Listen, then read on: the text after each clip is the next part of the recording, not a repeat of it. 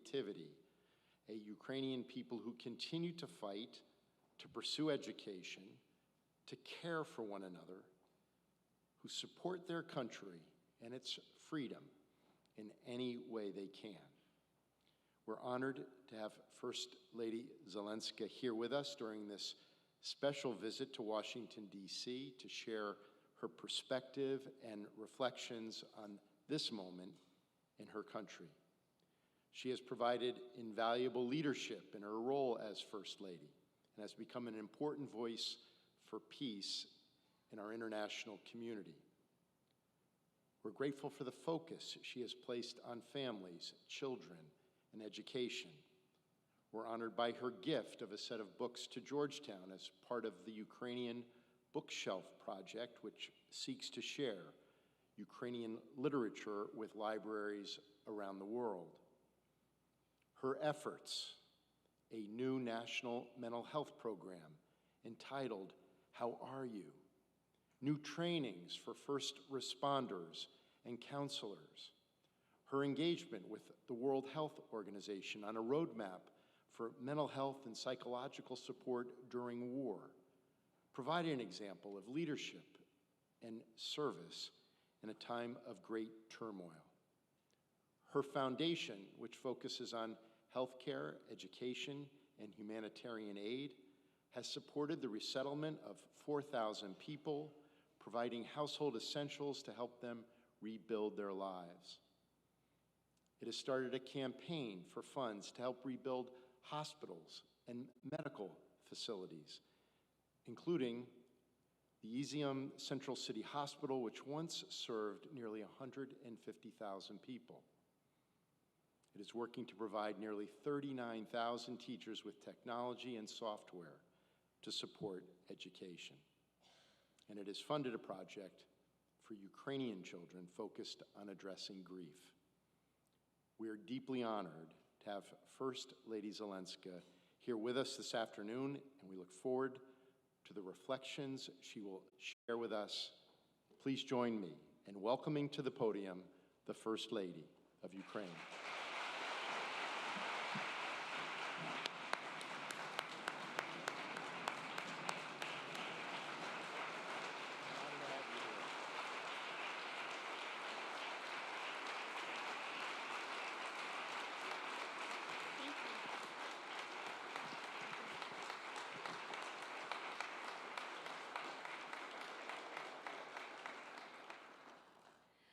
Hello, everyone. I will talk to you in Ukrainian, so I hope you have your translation. Can turn it on. Доброго дня всім. Good afternoon, everyone. President DeGioia, Ambassador Revere, thank you very much for this invitation. Dear friends, students, teaching staff of Georgetown University, it's a huge honor for me to be here, and it's very nice as well, I'll be honest with you, because your university can, if we can use these categories, it's a friend of Ukraine. I know about a number of events that you've held here about Ukraine, dedicated to Ukraine, to tell the world about Ukraine, to tell everyone about what's happening to us, and we are very grateful for this. Thank you.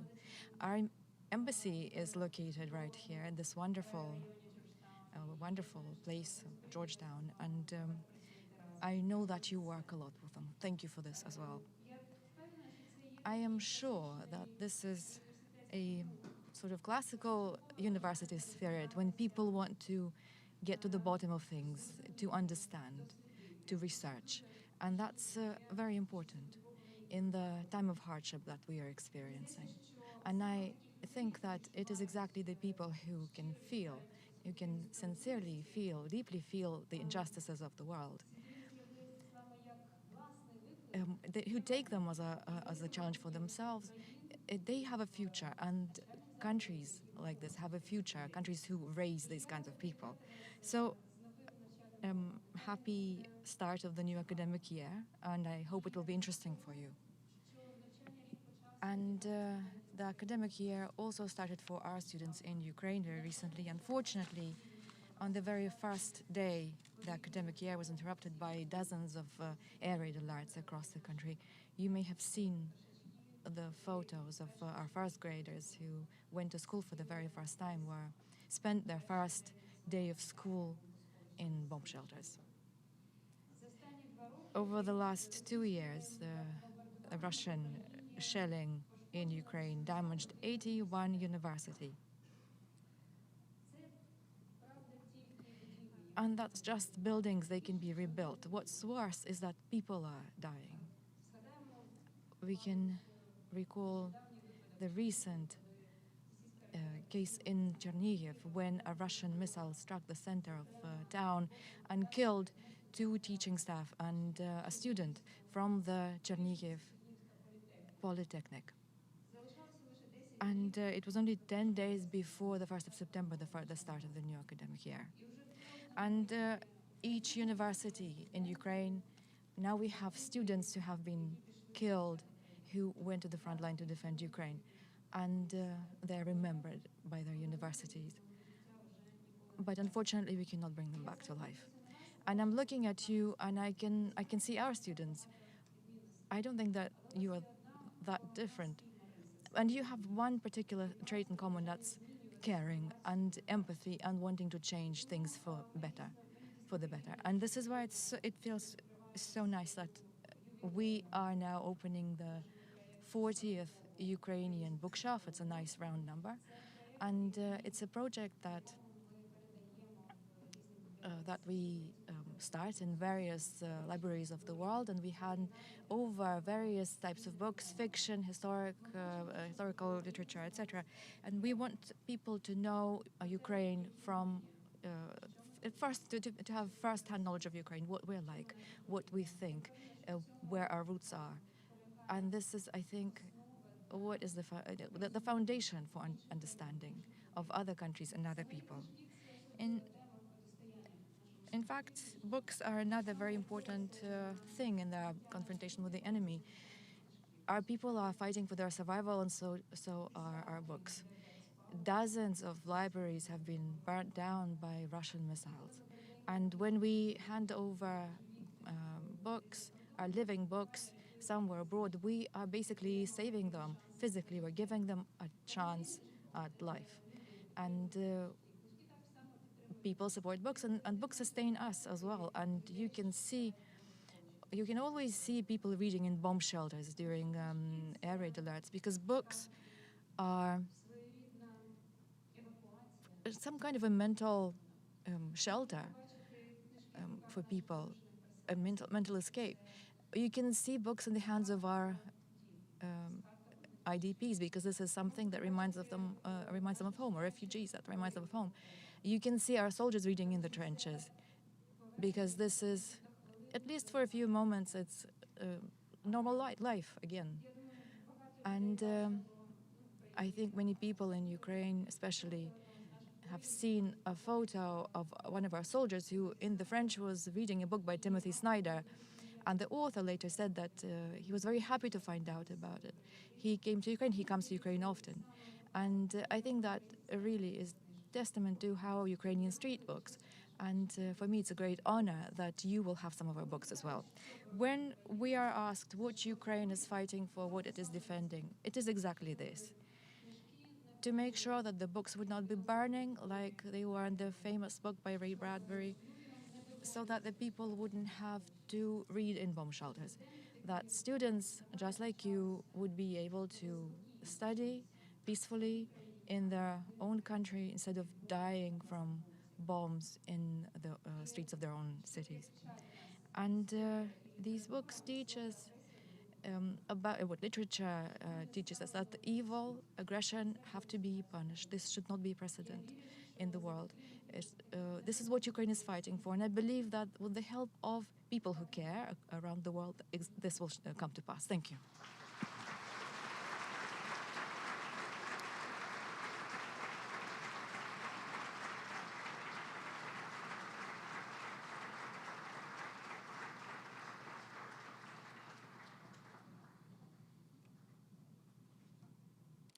Last year, our Institute for Women, Peace, and Security honored Mrs. Zelenska, with the Hillary Clinton Award for her exceptional leadership. Her tireless efforts to rally the world to support Ukraine in its struggle for human rights, freedom, and democracy against the brutal assault. And for speaking out for those who cannot speak for themselves, for giving voice to their pain, suffering, and loss, and for leading massive efforts for humanitarian assistance. Secretary Clinton and President DeGioia could not present the actual award to her last year because we were honoring her virtually. She was in Kiev. And so today, we are proud to present Olena Zelenska with the Hillary Clinton Award for advancing women in peace and security.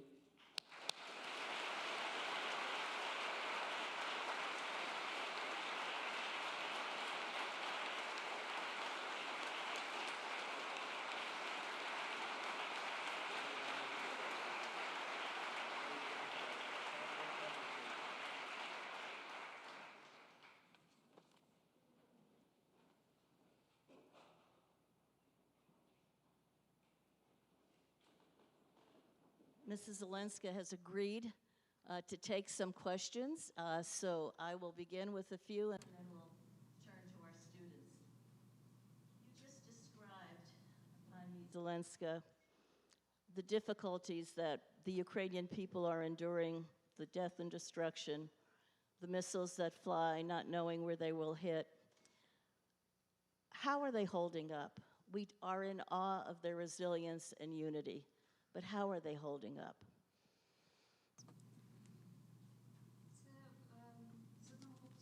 On the one hand, it's a difficult question. On the other, it's a very simple question. And I will start with a simple answer. It's a matter of survival. We want to live. And that's why you're going to fight and you're going to hold on as long as possible in order to get a chance at life. What helps us to hold on is we're actually studying this. We're studying our resilience. And there's a number of things that helps us to keep it together. Gratefulness, because we can feel we feel grateful to the whole world for not leaving us to our own devices. We get support, we get help. Thankfulness, doctors tell us, is something that makes us more resilient. That's also mutual support. We need to act. And the majority of Ukrainians currently volunteer in one way or another. There is nobody who is not helping somebody else, not helping the front or helping the refugees, donating something from their income to the armed forces. People are doing this because it helps them psychologically as well. And also, I think contact with each other helps. Communicating helps, because psychologists tell us we are social animals and we need to stay together. We need to keep together. And Viktor Frankl is a famous therapist, psychologist who survived in a Nazi death camp. He said, in order to survive, you have to remember that your current hardship and suffering is lesser than you really are. That your life will go on after the suffering. And you need to remember this, and this is how you survive. And I think that we are sort of carrying that inside. And also what sustains us is that we stay together. A lot of people who I know that have left Ukraine, who are trying to save themselves and their children, I know they're suffering because they are not able to come back, because the situation does not allow at the moment. And being inside the country, we can probably say it's easier for us because psychologically we are together. We're not torn away from one another. So to stay together and to foster this resilience and to believe in victory. And this belief does not fade. This is what we need. This faith keeps us afloat. That women in Ukraine are playing now through the war. Many are fighters in the security sector. Mothers have been left without fathers, having to mind their children now and support them. Others are engaged in humanitarian assistance, documenting war crimes, engaged in the media, in so many different pursuits. And then we're all familiar with the diplomatic advocates who've been coming to the United States to tell us what Ukraine needs. You've said that it will be difficult when this terrible war ends for women to go back to their more traditional roles because the roles are now changing in society. Tell us about Ukrainian women's leadership, because we often don't hear about that. Це запитання, про яке That's the question that actually that's a thing I talk about a lot, because you see the Ukrainian woman everywhere. It's a testament to equality. It's a demonstration of equality that's become more apparent during the war. Ukrainian women, seeing as a lot of families have been separated, they're not just do their job and do something in the family, they do more, they take on more. So it would be very difficult to say that Ukrainian women are in equal conditions with the men because they're doing more. Recently in New York, I took part in a conference about equal wages for men and women. And we discussed there that sometimes it looks like equality, but it's only equality in the sense of equal responsibility. We are all responsible, it's equal. But in some ways, women are losing out. For example, in the area of equal wages. And I believe that Ukrainian society and the Ukrainian government are now fully responsible for what is happening. And we are taking on responsibility for what is happening. And we continue to work to build a society of equal opportunities even during war. It's a lot more difficult financially, procedurally, but we are going to do it anyway. Since 2018, or 19 rather, until 2021, Ukraine reduced the pay gap from 26 to 18%. That's a huge leap forward, and we don't want to stop there. We wanted to do this, and we wanted to continue with this. We need this equality for women to come back.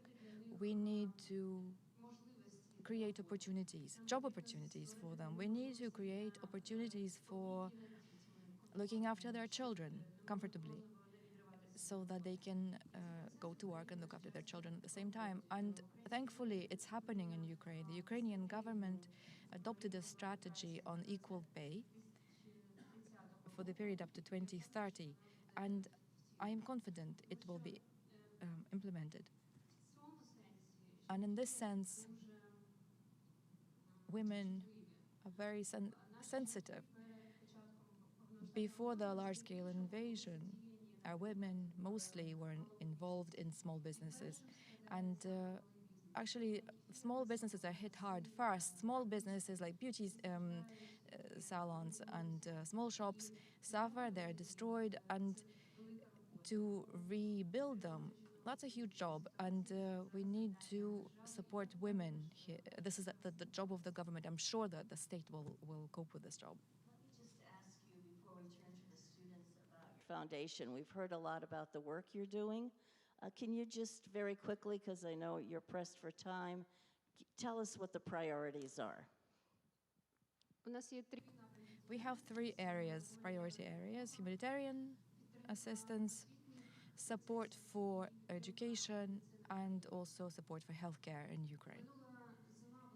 Last winter was extremely difficult for Ukraine. You know the attacks against the energy system, and you know about the blackouts, and particularly hard hit were the residents of areas close to the front line. And they needed things for heating and electricity, generators, etc. And we provided those, and we will keep providing them to keep people warm. Now the foundation has a project that is aimed at supporting school as well, because the situation in Ukrainian schools is such. Only 1/3 of Ukrainian children go to school because they have a bomb shelter. If there is no bomb shelter in a school, children cannot attend it. School just will not open. And so a lot of children do distance learning. This is why we have a project. Currently, we are fitting, making comfortable shelters, bomb shelters in school. 8 schools are now part of this project, and we are raising money to expand the program. The Izum hospital that you've just heard about from the president, that's a terrible situation. We need a lot of money to rebuild it, to make sure this community continues to survive. 150,000 people were served by this hospital before the war. Now people are coming back there, and they have no access to healthcare. So that's one of the projects as well. And also we look after big foster families. That's a strategic thing for Ukraine, because we are now moving away from big institutions for orphans, boarding schools for orphans. We are looking to foster families, family-type homes. These are families that will take on 5 to 10 children to raise, and that's the priority for my foundation. Among them, there's a lot of IDPs. And these are people who have lost their homes close to the front line and had to move to a different region in Ukraine. So you can imagine, even just to transport a large family with 10 children, that's already a big job. And where they come to a new place, the conditions are very often very bad. We are currently building 14 houses for these foster families where they can feel comfortable. And we want to continue with this project as well. We are helping these families with any kind of essentials for their children. We give them a chance for rest and relaxation. This year, 1,500 children and their parents were able to relax in the Carpathian Mountains. They were able to go on holiday because these parents never have a holiday. They don't have an annual leave. Their life with 10 children does not foresee an opportunity to go somewhere. This is why we created this opportunity for them to have a holiday together where they can breathe out, look at the sun, and take a break from the air raid alerts. We have a lot of projects. I can keep talking about it for hours, but so I will stop there. See how just tremendously engaged she is and how great the needs are. We're going to turn to our students from Ukraine now for 2 questions, please.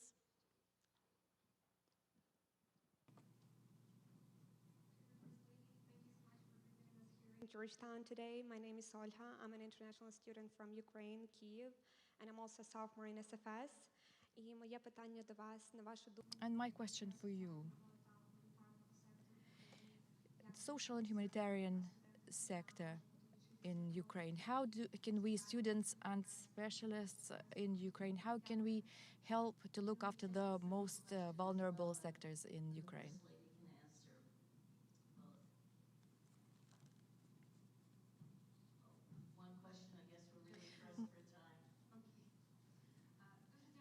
Thank you very much for this initiative in the first place. Thank you for identifying this as a priority at all. And of course, anyone with a conscience, anyone who's aware in the world have an opportunity to help Ukraine.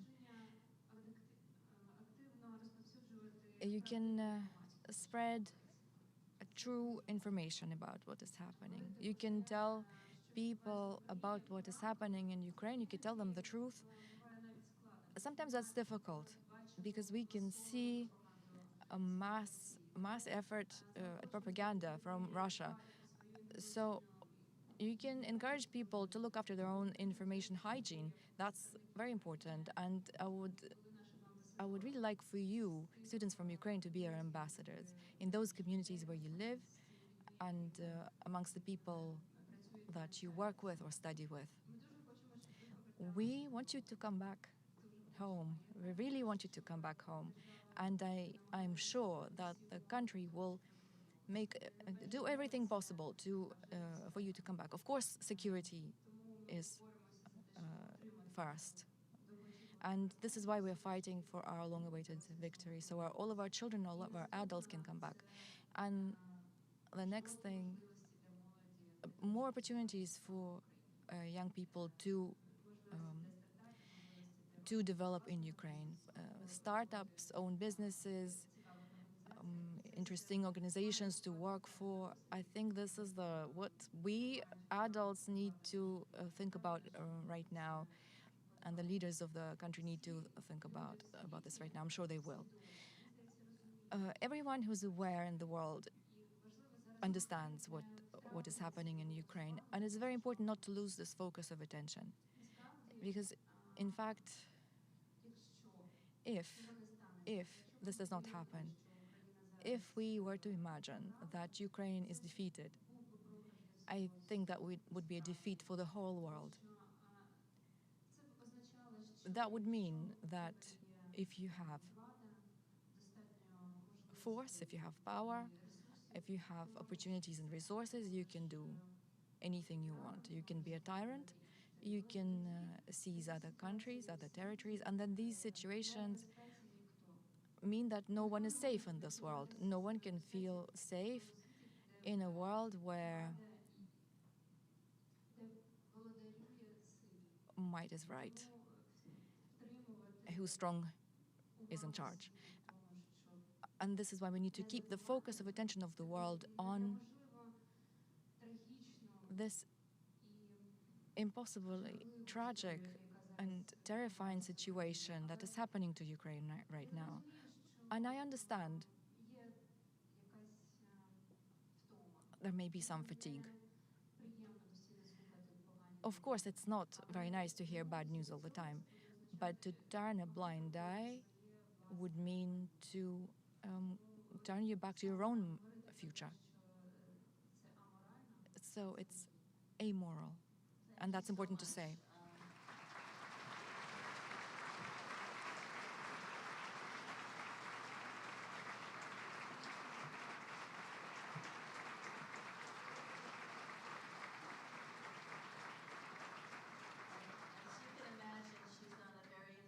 Schedule meeting her husband. They'll be going to the White House, and then he'll be making a major address.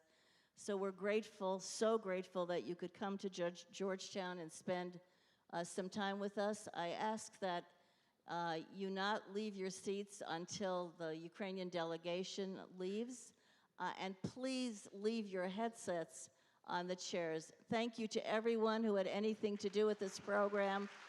And thank you especially to the First Lady. І слава Україні!